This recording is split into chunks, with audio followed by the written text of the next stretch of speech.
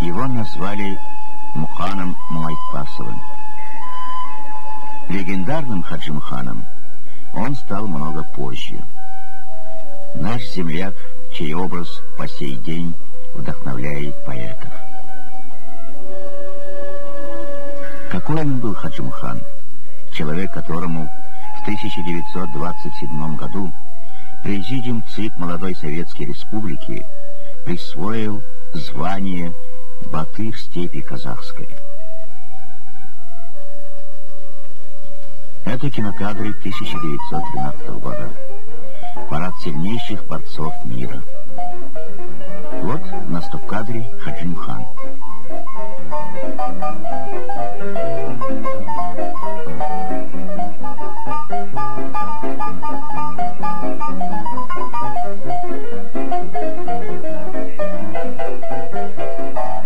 Справа от него прославленный русский богатырь Иван Поддубный. Хаджимхан в расцвете своего спортивного таланта. А начало его яркого спортивного пути здесь. Родился он в ауле Харевыткель Акмолинской, ныне Целиноградской области. Рано осиротел, рано возмужал.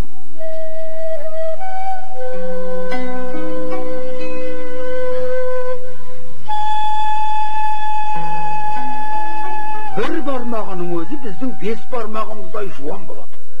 Бұлшықеттері бөлектеніп сыртқа теуіп тұратын. Ал қолы күллектей. Масляковтың есімі... В память Аксакалов хранит предание о необычайной силе молодого батыра. Однажды, работая батраком у кулака Масликова, 16-летний Мухан притащил с далекого пастбища сани, груженные сеном, закинув на воз сдохшую лошадь. Еще подростком стал Мухан мериться силой в поясной борьбе со взрослыми чекитами. И скоро во всей округе не было ему равных. Он стал странствовать по степным просторам, искать себе достойных соперников, выступать в состязаниях. Одна из таких встреч с профессиональным борцом Андреем Злобиным круто изменила всю жизнь Мухана. Злобин уговорил его ехать в Петербург, учиться борьбе, дал рекомендательное письмо. И вот 19-летний Мухан попадает в Петербург.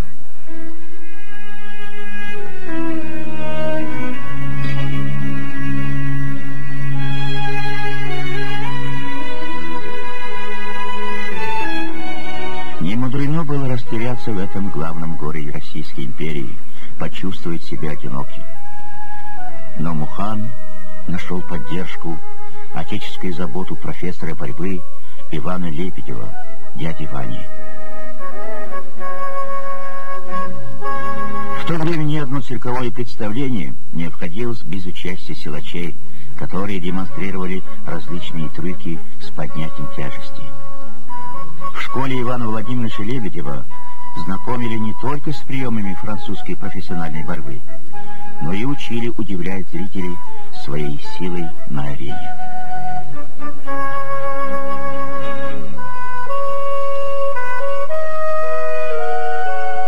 Приходилось и молодому казахскому силачу поднимать верблюда, ломать подковы, на его груди молотками разбивали камни. С 1906 года Мухан начинает выступать как профессиональный борец на различных турнирах, проводившихся в России. Менял фамилии, называли его то Муханурой, то Карахмедом, то Хаджимханом.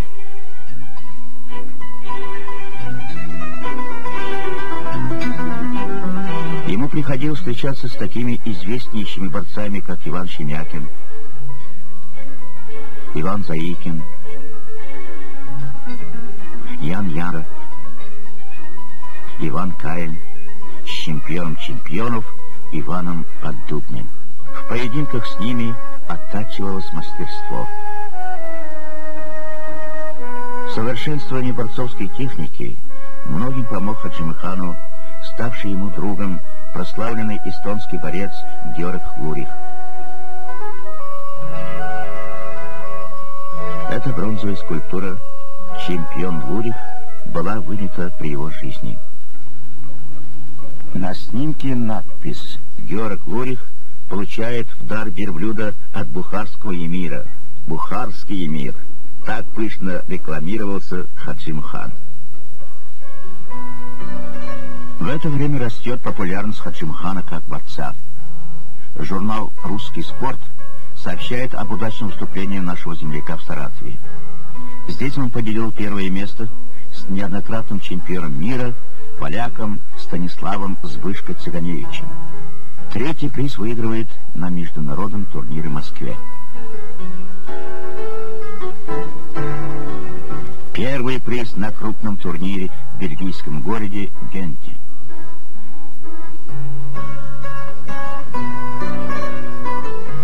И, наконец, выступая в Геттебурге, Швеции, Хаджимхан становится чемпионом мира.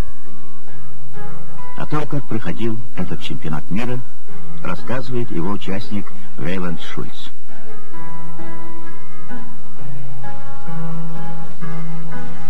С Хаджимханом я встретился в городе Астрахане в 2008 году. Оттуда мы вместе в Мухануру и поехали в Ковну. В Ковне шла подготовка, тренировка. Готовились на первенство мира ехать в Швецию, город Гетебург. В Гетебурге мы приехали, боролись и закончились так. Я получил первый приз, звание чемпиона легкого веса, чемпиона мира. В тяжелом весе первый приз разделили пополам. Хаджимхан и Александр Аберг, оба чемпион мира, и там получили звание чемпиона мира оба. Золотые медали, награжденные чемпионами.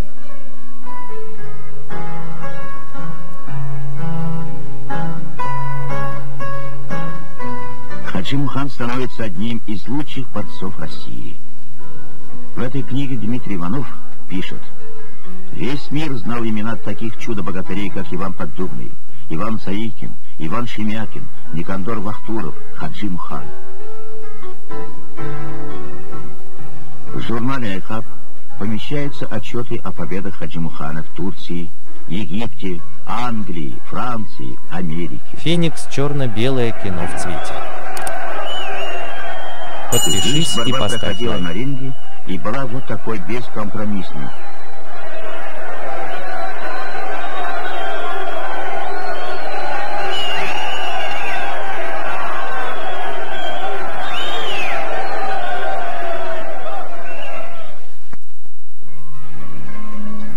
Пояс короля Сигизмунда. Переходящий приз, который разыгрывался на международном турнире в Петербурге. Дважды его обладателем становился Хаджимхан.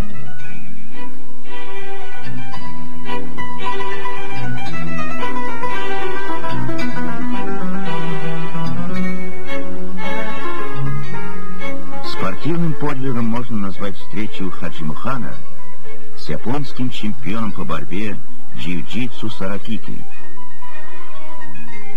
О том, что представляет собой джиу-джитсу, можно судить, посмотрев эти кадры американской кинохроники. Следует только добавить, что джиу-джитсу намного опаснее той борьбы, что вы видите на экране.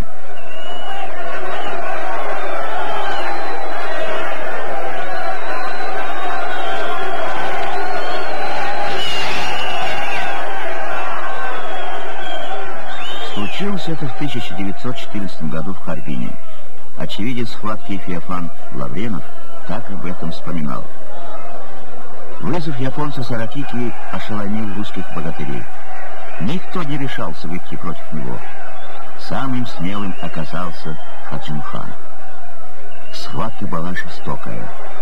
Хаджимхан получил повреждения, но победил. Радости нашей не было предела, ведь он защитил честь нашей России.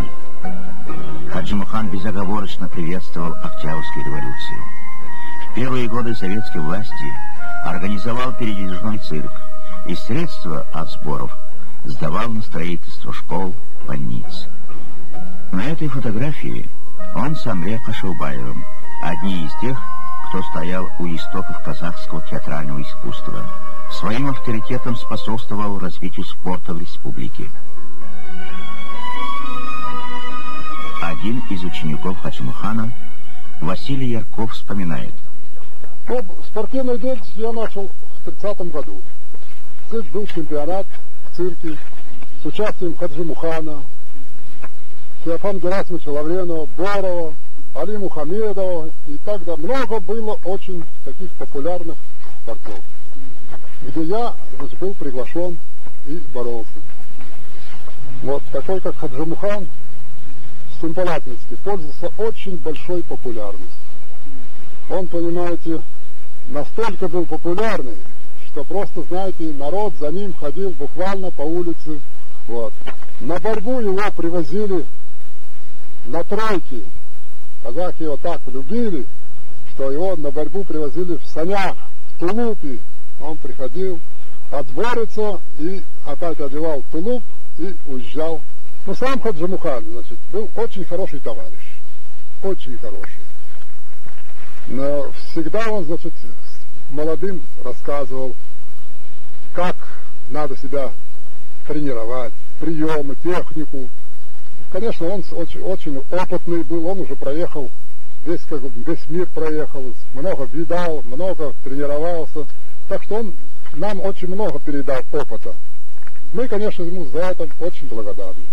Ну и я бы сказал, что вообще он человек исключительный. Его очень любили не только и зрители, и борцы его всегда уважали, всегда его, если он отсутствовал, всегда его вспоминали, всегда его приглашали.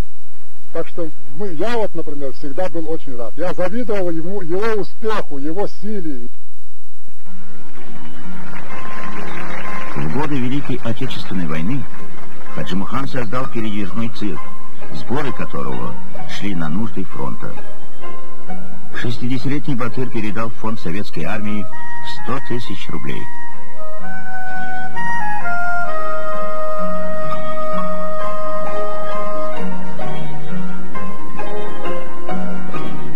Это телеграмма с благодарностью Верховного Главнокомандующего за внесенный вклад.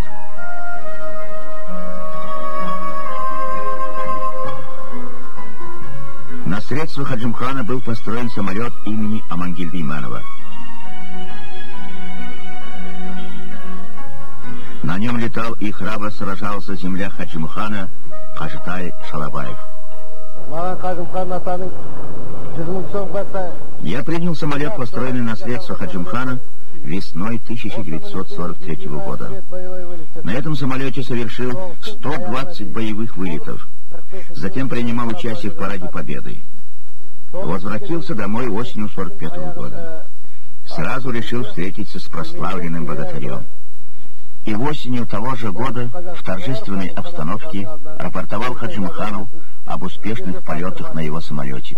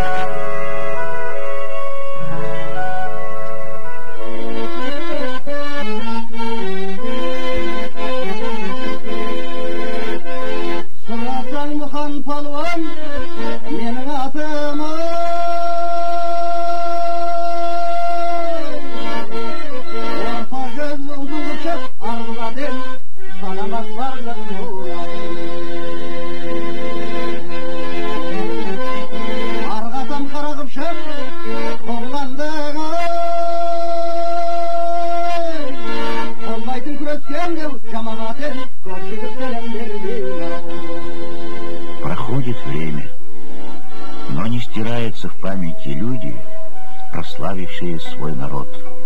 Доблесть отцов — наследие потомков, славу сильного, славу гордого, слава щедрой любови к своему народу оставил потомкам Хаджи-Мухан. Это один из сыновей Хаджи-Мухана, Жанави.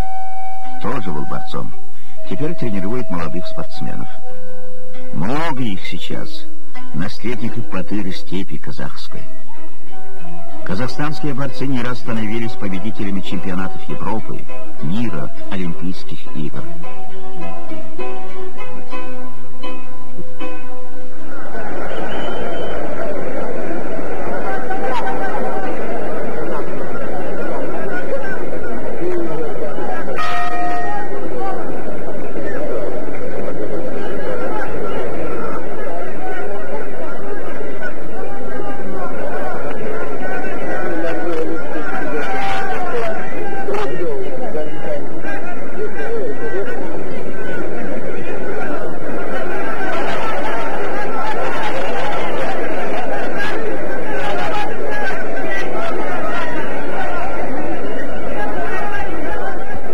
Чествуя сегодня победителей крупнейших международных соревнований, всегда вспоминается, что первым казахским борцом, вышедшим на мировую спортивную арену, был Хаджи-Мухан, прославленный батыр земли казахской.